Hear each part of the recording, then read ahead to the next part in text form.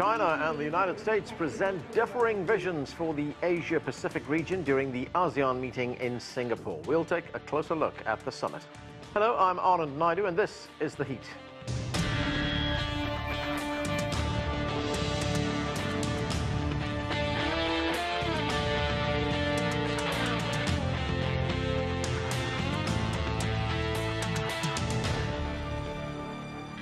U.S. Vice President Mike Pence says there is no room for empire or aggression in the Asia-Pacific region, a veiled criticism of China's growing influence. He made his comments in Singapore, where he participated in the ASEAN summit.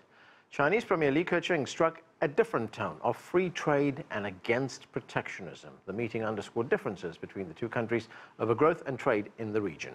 CGTN's Miro has more from Singapore. While the East Asia Summit was closed off for the media after opening remarks, it would be safe to assume that contentious issues like the U.S.-China trade war and territorial disputes in the South China Sea dominated discussions. China and the U.S. have been locked in an escalating trade war for months, with both slapping massive import tariffs on each other. Though neither China nor the U.S. addressed the media during the East Asia plenary, Chinese Premier Li Keqiang focused on multilateralism at the ASEAN+3 meeting held earlier in the day. In a clear indication towards the U.S., Premier Li once again stressed the need to take concrete actions to promote free trade in the face of rising protectionism. We need to take concrete actions to uphold rules-based fair trade regime and to send a positive message to the market to provide a stable, predictable, free and world-based environment and conditions for the market.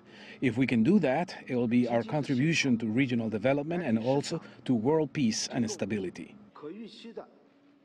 Singapore Prime Minister Lee Hsien Loong held similar sentiments as ASEAN leaders met their counterparts from China, Japan and South Korea for the 21st ASEAN+3 summit. The Prime Minister raised ASEAN's concerns over the U.S.-China trade tensions. He went on to emphasize that ASEAN+3 members need to work closer in light of an unpredictable strategic landscape. Major power rivalry is on the rise, manifesting itself in competing visions for the regional architecture and in a growing trade war. The digital revolution has empowered us to forge closer networks than ever possible. At the same time, it has made us more vulnerable to cyber attacks. These developments call for the APT members to close ranks and to redouble our efforts to uphold multilateralism. Leaders from Japan and South Korea touched upon the key issues affecting the region, which include economic cooperation, environment, healthcare, and cybersecurity. With the conclusion of the ASEAN summit, the focus will now shift to APEC and the G20 summit to be held later this month. Miro, CGTN, Singapore.